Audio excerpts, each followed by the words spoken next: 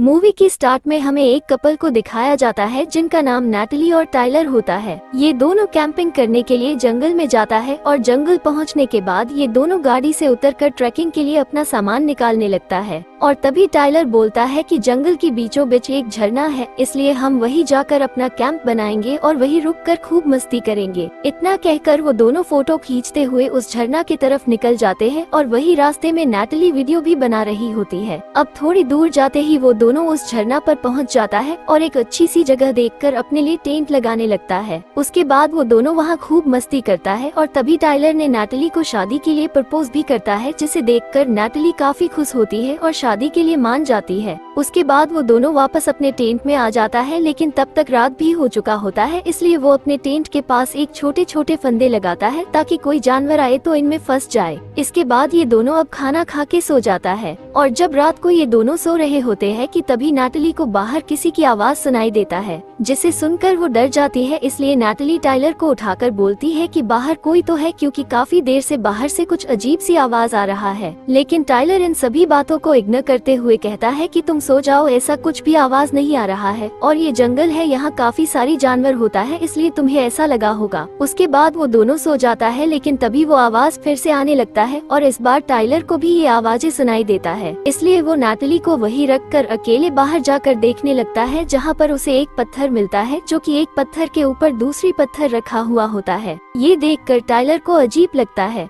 लेकिन तभी वो आवाज फिर से आता है, जिसे सुनते ही नैटली टाइलर को वापस आने को बोलती है, मगर टाइलर उसकी बात नहीं मानता और उस आवाज के पीछे जाने लगता है। लेकिन तभी उधर टेंट से नैटली को चीखने की आवाजें आता है, जिसे सुनते ही टाइलर भागते हुए वापस टेंट में आकर देखता है तो नैटली वहाँ पर नहीं होती है। इसलिए वो नैटली को इधर उधर खोजने लगता है, लेकिन काफी देर तक खोजने से भी टाइलर को नैटली नहीं मिलती। और तभी सीन शिफ्ट होकर हमें 1 साल बाद का सीन दिखाया जाता है, जहाँ पर टाइलर एक मेंटल हॉस्पिटल में होता है, क्योंकि उस हादसे की वजह से उसने अपने दिमागी संतुलन खो दिया था। लेकिन अब वो पूरी तरह से ठीक हो चुका था, इसलिए डॉक्टर ने टाइलर को वहाँ से डिस्चार्ज देती है। उसके बाद टाइलर सीधे अपने घर जाता है और तभी उसकी माँ ने उसे वो सभी सामान देती है जो पुलिस को उस जगह पर मिले थे। ये देखते ही टाइलर उस सभी सामान को देखने लगता है, लेकिन तभी उसे वहाँ पर नैटली की कैमरा भी मिलते हैं, जो नैटली ने अपनी ओर टाइलर के फोटो खींची थी। उसके बाद टाइलर वही नैटली के साथ बिताई हुई फोटो को देखने लगता है और जब वो फोटो देख रहा होता है कि तभी उसे एक फोटो के पीछे एक अजीब सी क्रिएचर देखता है, जिसे देखकर वो तुरंत समझ जाते हैं कि नैटली गायब होने में जरूर इसी का हाथ है। इसलिए वो मैप निकालकर उसी जगह को देखता है जहाँ पर ये दोनों 1 साल पहले गए थे। अब टाइलर फिर उस जगह पर जाने की डिसाइड करता है, इसलिए वो अपना सारा सामान पैकिंग करके वहाँ के लिए निकल जाता है और वहाँ पहुँचकर वो अपनी गाड़ी एक जगह पर खड़ी करके अपना बैग और गन लेकर उस जंगल की तरफ निकल जाता है। लेकिन पूरे जंगल घूमने से भी उसे वहाँ पर कोई नहीं मिलता और देखते ही देखते कुछ ही देर में रात भी हो जाता है। इसलिए वो अपनी गाड़ी में आ जाता है और पूरी रात उसी गाड़ी में ही बिताता है।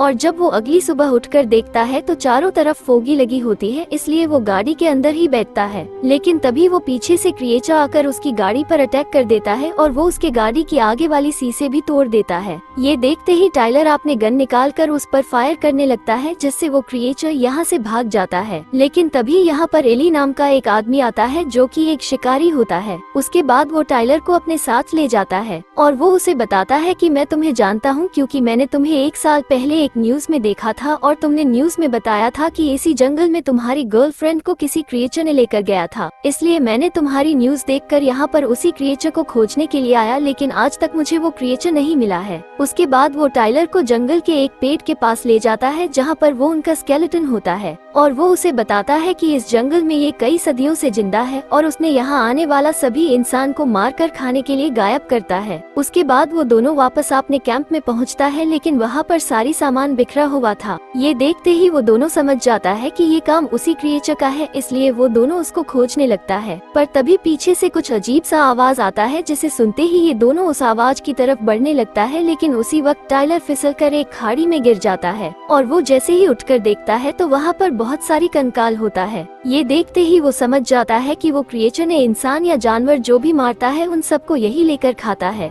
उसके बाद ये दोनों यहाँ से निकल रहा होता है, लेकिन तभी एली को पीछे से किसी ने उसके पैर पर एक बड़ा पत्थर मारता है, जिससे उसके पैर टूट जाता है। ये देखते ही टाइलर उसी तरफ गोली चलाता है। उसके बाद वो एली को वहाँ से लेकर भाग जाता है और कुछ ही दूर जाने के बाद वो एली को पेड़ के नीचे लेटा देता है और तभी टाइलर उसे बताता है कि उस जगह पर मैंने अपना कुछ दिनों पहले खोया हुआ बैग देखा था जहाँ पर मेरा मेडिकल का सामान था, इसलिए मुझे वो बैग लाना होगा। उसके बाद टाइलर एली को वहाँ छोड़कर अकेले फिर से उसी जगह पर जाता है, पर वो क्रिएचर वहाँ पर नहीं होता है, इसलिए वो जल्दी से जाकर अपना बैग उठाता है। लेकिन तभी उसे वहाँ पर एक रिंग भी मिलता है और ये वही रिंग होती है जो 1 साल पहले टाइलर ने नैटली को दिए थे। ये रिंग देखकर वो काफी दुखी होता है। उसके बाद वो बैग और रिंग लेकर वापस एली के पास आ जाता है। टाइलर वापस आने के बाद वो एली के घाव पर मेडिसिन लगा देता है। उसके बाद वो दोनों फिर से आगे बढ़ने लगते हैं और अब धीरे धीरे करके एली की हालत भी खराब होते जा रहा था, लेकिन फिर भी टाइलर उसे अपने साथ ही ले जाता है। अब कुछ ही दूर जाते ही रात होता है, इसलिए वो दोनों एक जगह पर रात बिताने के लिए रुक जाता है और वो अपने चारों तरफ आग भी जला देता है ताकि वो क्रिएचर आकर इन पर हमला ना करे।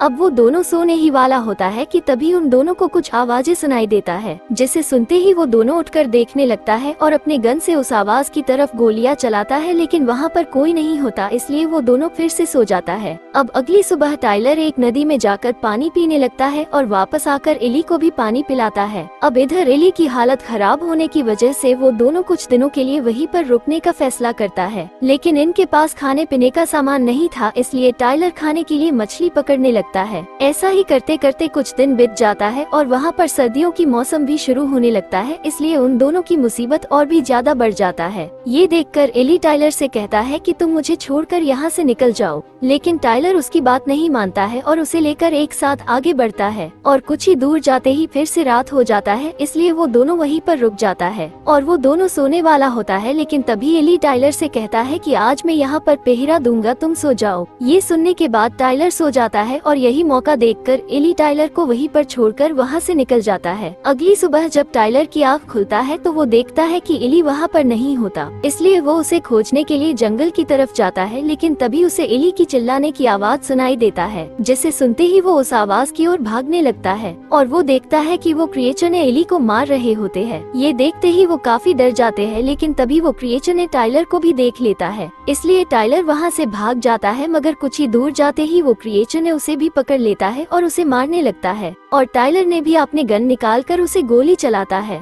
गोली की आवाज सुनते ही वो क्रिएचर वहाँ से भाग जाता है। अब टाइलर ने भी फैसला करता है कि किसी भी हाल में वो उसे मार कर ही रहेगा, इसलिए वो कुछ हथियार बनाने लगता है और उसे खोजते हुए अपने गाड़ी के पास पहुँच जाता है। लेकिन तभी रात भी हो जाता है, इसलिए वो अपने गाड़ी की सभी लाइट्स ऑन करता है और गाड़ी की हॉर्न बजाकर उसका इंतजार करता है। अब कुछ देर बाद वो क्रिएचर हॉर्न की आवाज सुनकर वहाँ पर आ जाता है और सीधे टाइलर के ऊपर हमला कर देता है। उसके बाद उन दोनों के बीच काफी खतरनाक फाइट होता है, लेकिन क्रिएचर ने टाइलर को बहुत बुरा हालत कर देता है, पर वो भी हार नहीं मानता, इसलिए वो भी जैसे तैसे करके अपना गन निकालकर उसे शूट कर देता है। दरअसल टाइलर ने कुछ देर पहले यहाँ पर पेट्रोल छर दिया था, इसलिए गन फायर करते ही वहाँ पर आग लगना शुरू होता है, जिससे वो क्रिएचर भी जलने लगता है और वो इसी हालत में जंगल की तरफ भाग जाता है। और तभी सीन शिफ्ट होकर हमें एक कार को दिखाया जाता है जो जंगल की तरफ आ रहा होता है, लेकिन तभी टाइलर भी रोड में आ जाता है, जिसे देखते ही वो आदमी उसे उठाकर हॉस्पिटल ले जाता है। और जब उसके आंखें खुलता है तो उसके सामने एक नर्स होती है,